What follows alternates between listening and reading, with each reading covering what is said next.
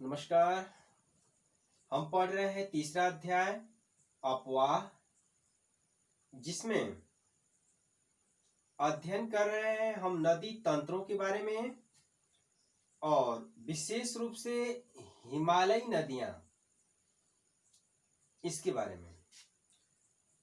पिछले भाग में हमने बताया था कि हिमालयी नदियां तीन बड़े नदी तंत्रों से मिलकर बनी हैं: सिंधु नदी तंत्र, गंगा नदी तंत्र और ब्रह्मपुत्र नदी तंत्र, जिसमें हमने विस्तृत रूप से सिंधु नदी तंत्र का अध्ययन किया था। आज हम जो अध्ययन करेंगे गंगा नदी तंत्र का अध्ययन करेंगे। ठीक है। इसमें मानचित्र में पूरा दर्शाया गया है गंगा नदी तंत्र को, और इससे संबंधित महत्वपूर्ण जो फैक्ट हैं उसको हमने इधर नोट कर रखा है। आप इसका चाहे तो एक बार स्क्रीनशॉट ले सकते हैं। चलिए, ठीक है। हाँ, चलिए शुरू करते हैं। हिमालयी नदियां और इसमें गंगा नदी तंत्र। ठीक है। ध्यान देंगे कि गंगा नदी तंत्र का उद्गम भागीरथी नदी के नाम से उत्तराखंड के उत्तरकाशी जिले में स्थित गंगोत्री हिमानी गोमुख से होता है। जो गंगा नदी है वो भागीरथी के नाम से, या देखेंगे इसको कहते हैं भागीरथी नदी, जो गंगोत्री हिमानी गोमुख से निकलती है। और इसकी मुख्य धारा में एक दूसरी नदी जिसका उद्गम सतोपथ हिमानी से होता है, बद्रीनाथ धाम के ऊपर है सतोपथ हिमानी, वहां से होता है। और यह नदी आके जो है भागीरथी नदी में मिल जाती है। इन दोनों नदियों का, यानी भागीरथी नदी और दूसरी अलकनंदा नदी, इन दोनों नदियों का संगम उत्तराखंड के देवप्रयाग में होता है। और यहां से एक संयुक्त धारा एक होकर यह नदी आगे बढ़ती है और इसकी एक धारा को ही गंगा कहा जाता है। यानी दोनों नदियां देवप्रयाग उत्तराखंड में मिलने के बाद जब आगे बढ़ती हैं तो उसको गंगा नदी के नाम से जाना जाता है।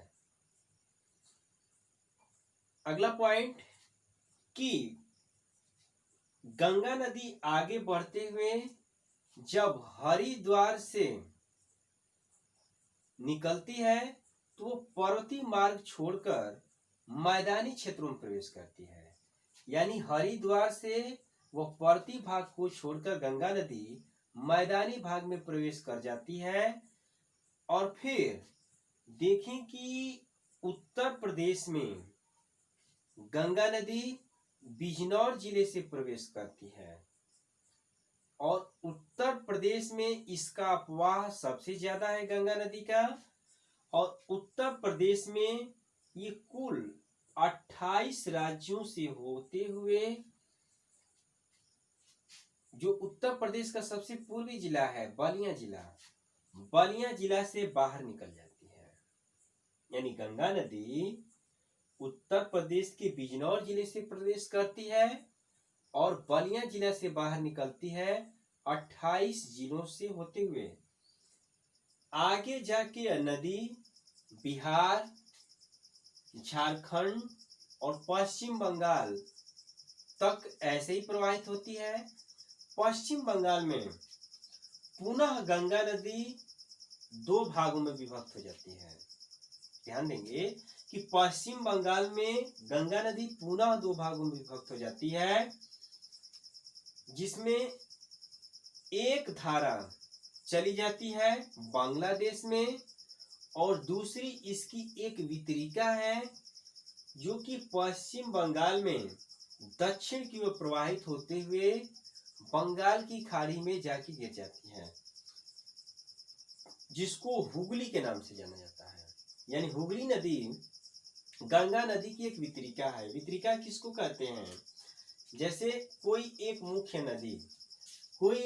नदी यदि प्रवाहित हो रही है, आगे जाके अगर वो दो भागों में बढ़ जाती है इस तरीके से, तो उसकी यह धारा क्या कहलाएगी? वितरिका कहलाएगी। तो यही वितरिका कहलाती है हुगली नदी पश्चिम बंगाल में। और पश्चिम बंगाल की राजधानी कोलकाता हुगली नदी के किनारे स्थित है। दूसरी धारा को कहा जाता है भागीरथी नदी। और जब यह नदी बांग्लादेश में प्रवेश करती है तो इसे पद्मा के नाम से जाना जाता है। यानी गंगा नदी को बांग्लादेश में पद्मा नदी कहा जाता है। और इसकी धारा में ब्रह्मपुत्र नदी आके मिल जाती है, जिसको बांग्लादेश में जमुना नदी कहा जाता है। क्या कहा जाता है? जमुना नदी बांग्लादेश में कहा जाता है ब्रह्मपुत्र नदी को, जो आके पद्मा नदी में मिल जाती है। और बंगाल की खाड़ी में गिरने से पहले ये नदी संयुक्त रूप से प्रवाहित होती हैं, जिसको इसकी संयुक्त धारा को यानी पद्मा और यमुना की संयुक्त धारा को कहा जाता है मेघना नदी। इसको कहा जाता है मेघना नदी। और फिर ये बंगाल की खाड़ी में ये नदियां विश्व का सबसे बड़ा डेल्टा बनाते हुए प्रवाहित हो जाती हैं, गिर जाती हैं। ये दुनिया का सबसे बड़ा डेल्टा बनाती हैं गंगा और ब्रह्मपुत्र नदी, जिसको सुंदरवन डेल्टा के नाम से जाना जाता है। ठीक है, तो ये था गंगा नदी के बारे में, जिसको हमने रेड कलर से दिखाया है। इसके बारे में एक महत्वपूर्ण तथ्य। आगे ध्यान देंगे कि यहाँ पे सब कुछ नोट भी है कि गंगा नदी हरिद्वार से पर्वतीय क्षेत्र छोड़कर मैदानी भागों में प्रवेश करती है। गंगा उत्तर प्रदेश के बिजनौर जिले से प्रवेश करती है तथा प्रदेश के 28 जिलों से होते हुए बलिया जिले से बाहर निकल जाती है। ठीक है, आगे देखेंगे कि गंगा नदी 5 राज्यों से प्रवाहित होती है। गंगा नदी 5 राज्यों उत्तराखंड, उत्तर प्रदेश, बिहार, झारखंड व पश्चिम बंगाल में प्रवाहित होती है। यानी 5 राज्यों में गंगा नदी प्रवाहित होती है। और सबसे ज्यादा इसका प्रवाह उत्तर प्रदेश में है। उत्तर प्रदेश में इसकी लंबाई 1450 किलोमीटर है। और सबसे कम लंबाई इसकी झारखंड में है। और देखें कि गंगा की कुल लंबाई 2525 किलोमीटर है। यानी गंगा की लंबाई कितनी है? 2525 किलोमीटर गंगा की कुल लंबाई है।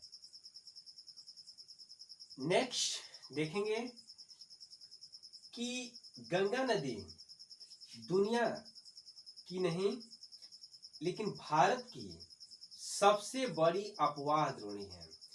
भारत का सबसे बड़ा अपवाह तंत्र गंगा नदी तंत्र का है। अर्थात इसमें बहुत सारी सहायक नदियां आके मिलती हैं, जिसमें उत्तर पर्वतीय क्षेत्र से भी आकर हिमालय क्षेत्र से आके मिलने वाली नदियां हैं और प्रायद्वीपीय भारत से भी जाकर मिलने वाली नदियां हैं। तो यहां से हमको ध्यान देना है कि हिमालयी क्षेत्र से कौन कौन सी नदियां हैं जो गंगा में आके मिलती हैं, और प्रायद्वीपीय जो पठारी क्षेत्र है यहां से आके कौन कौन सी नदियां गंगा में मिलती हैं। और यह भी ध्यान देना है कि गंगा नदी के बाएं से कौन सी नदी प्रवाहित होती है। यानी गंगा नदी प्रवाहित हो रही है तो इसके बाएं किनारे से, है ना, कौन कौन सी नदियां प्रवाहित हो रही हैं और दाहिने किनारे से कौन कौन सी नदियां प्रवाहित हो रही हैं। ठीक है, तो इसको समझने से पहले सबसे पहले ध्यान देंगे कि पर्वतीय क्षेत्र से निकलने वाली नदियां कौन कौन सी हैं? यहाँ पे नोट है, गंगा की सहायक नदियां, है ना, हिमालय से निकलने वाली नदियां। ध्यान देंगे कि हिमालय से निकलने वाली नदियां कौन कौन सी हैं और पश्चिम से पूर्व की ओर क्रम क्या है। तो ध्यान दीजिए, सबसे पश्चिम में हिमालय से निकलने वाली नदी जो गंगा की सबसे बड़ी सहायक नदी है, यमुना नदी। यमुना नदी गंगा नदी के दाहिने से प्रवाहित होती है। गंगा नदी के साथ साथ दाहिने से प्रवाहित होती है और इसका उद्गम जो है बंदरपुर चोटी है उत्तरकाशी जिले में, वहां से यमुनोत्री हिमालय से होता है। यानी यमुनोत्री हिमालय से यमुना नदी निकलती है बंदरपुर चोटी से, और ये गंगा के साथ साथ जो है कि दाहिने साइड से प्रवाहित होती है और ये सबसे बड़ी सहायक नदी है, जो कि आके इलाहाबाद में गंगा से मिलती है। नेक्स्ट समझेंगे कि और नदियां कौन कौन सी हैं जो गंगा पर्वतीय क्षेत्र से निकलने वाली है। यमुना नदी, गंगा नदी, फिर इसके बाद देखें कि रामगंगा नदी जो गंगा के पूर्व में बाएं ओर से प्रवाहित होने वाली नदी है। अब जो भी नदियां हैं हिमालय क्षेत्र से निकलने वाली वो बाएं ओर से आके मिलती हैं। गंगा नदी, उसके बाद नीचे देखेंगे कि एक नदी है गोमती नदी, और ये गोमती नदी ऐसी नदी है जिसका उद्गम हिमालय क्षेत्र से नहीं होता है। यह नदी पीलीभीत जिले में एक झील है फुल्लर झील। पीलीभीत जिले में एक झील है फुल्लर झील। इस फुल्लर झील से गोमती नदी निकलती है और उत्तर प्रदेश के गाजीपुर में आके गंगा से मिल जाती है।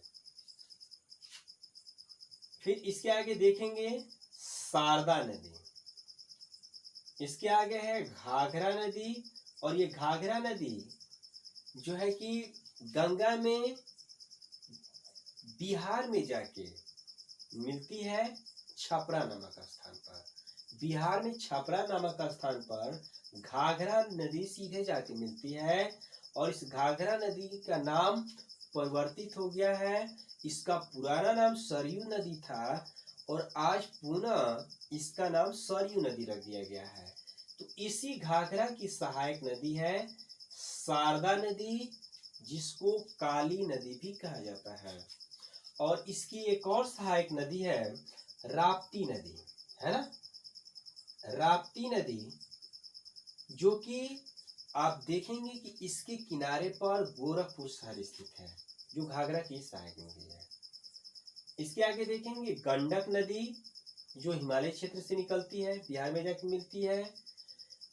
फिर इसके बाद है कोसी नदी। कोसी नदी को बिहार का शोक कहा जाता है, क्योंकि ये बहुत मार्ग बदलने वाली नदी है और हर साल लगभग हर साल बाढ़ आती है। इस कारण इसको बिहार का शोक कहा जाता है, कोसी नदी को, जो कि बिहार में जाके मिलती है। तो ये था हिमालय क्षेत्र से निकलने वाली नदियां। और एकमात्र नदी देखेंगे यमुना नदी, जो गंगा के दाहिने ओर से प्रवाहित होती है, बड़ी सहायक नदी है। बाकी सभी नदियां बाएं ओर से आके मिलती हैं। अब समझेंगे कि प्रायद्वीपीय पठार से निकलने वाली नदियां कौन कौन सी हैं जो गंगा नदी में मिलती हैं। ठीक है, तो चलिए ध्यान देते हैं। प्रायद्वीपीय पठार से निकलने वाली नदियां पश्चिम से देखेंगे पूर्व की ओर कौन कौन सी हैं। तो ध्यान देंगे चंबल नदी, इसमें बहुत सारी इसकी भी छोटी छोटी सहायक नदियां हैं। ठीक है, तो चंबल नदी, चंबल, उसके बाद सिंध, बेतवा, केन। चंबल, सिंध, बेतवा, केन, ये नदियां पठारी क्षेत्र से निकलती हैं और ये सीधे गंगा में आके नहीं मिलती हैं। ध्यान देंगे कि ये चार नदियां चंबल, सिंध, बेतवा, केन गंगा में न मिलके यमुना में आके मिलती हैं। यानी ये नदियां यमुना की सहायक नदियां हैं, है ना। और इसके आगे देखेंगे कि टोंस नदी है। टोंस नदी, जिसको तामसा नदी के नाम से जाना जाता है, ऐसी नदी है जो सीधे गंगा में जाके मिलती है। प्रायद्वीपीय पठार से निकलने वाली एकमात्र ऐसी नदी जो सीधे गंगा में जाके मिलती है उत्तर प्रदेश राज्य में टोंस नदी अर्थात तमसा नदी है। तो टोंस नदी या तमसा नदी सीधे जाकर गंगा में इलाहाबाद में मिलती है। इलाहाबाद में ही जहाँ पे गंगा और यमुना का संयम है, क्या बोलते हैं, संगम है, उससे और आगे जाके टोंस नदी गंगा में मिलती है। फिर इसके बाद देखेंगे कि एक नदी जो अमरकंटक पर्वत श्रेणी से निकलती है, और पिछला वीडियो हम पढ़ाए थे तो बताए थे कि अमरकंटक नहीं, अब जो अपवाह प्रतिरूप पढ़ाए थे, है ना, तो उसमें चर्चा किए थे कि अमरकंटक पर्वतीय श्रेणी से ऐसा अपवाह प्रतिरूप बनता है, आर्य अपवाह प्रतिरूप बनता है, जहां से एक नदी उत्तर की ओर और महानदी पूर्व की ओर और नर्मदा पश्चिम की ओर प्रवाहित होती है। तो ये वही सोन नदी है जो अमरकंटक पर्वतीय श्रेणी से निकलती है और उत्तर की ओर प्रवाहित होती है। और उत्तर की ओर प्रवाहित होकर देखें कि ये जा करके बिहार की राजधानी पटना में गंगा से मिल जाती है। तो यह है सोन नदी जो प्रायद्वीपीय पठार से जाके गंगा नदी में मिल जाती है। ठीक है, तो यह हुआ प्रायद्वीपीय पठार से निकलने वाली नदियां। और इसी के साथ ये गंगा नदी तंत्र आपका कंप्लीट हुआ। हाँ, एक बार में समझ में न आए तो वीडियो को 2 बार से 3 बार देखें और इसका एक आप स्वयं से नोट्स बनाएं। जो भी हम बताते हैं उसको नोट करें और लिखें, जिससे आपकी तैयारी बेहतर तरीके से हो। परीक्षा में तो ऐसे ही पूछा जाता है कि गंगा नदी तंत्र का विस्तृत वर्णन कीजिए, तो आप इस तरीके से इसको वर्णित कर सकते हैं, लिख सकते हैं। ठीक है, और प्रतियोगिता परीक्षा की दृष्टि से भी इस तरीके से प्रश्न पूछे जाते हैं, जैसे हमने बताया, बाएं ओर से मिलने वाली नदियां, दाएं ओर से मिलने वाली नदियां, हिमालय क्षेत्र से निकलने वाली नदियां, प्रायद्वीपीय पठार से निकलने वाली नदियां। ठीक है, तो आज के लिए इतना ही। इसके बाद हम पढ़ेंगे ब्रह्मपुत्र नदी तंत्र को, और भी जो फैक्ट इस अध्याय में है उसको हम समझेंगे। ठीक है, तो आज के लिए इतना ही। Best of luck.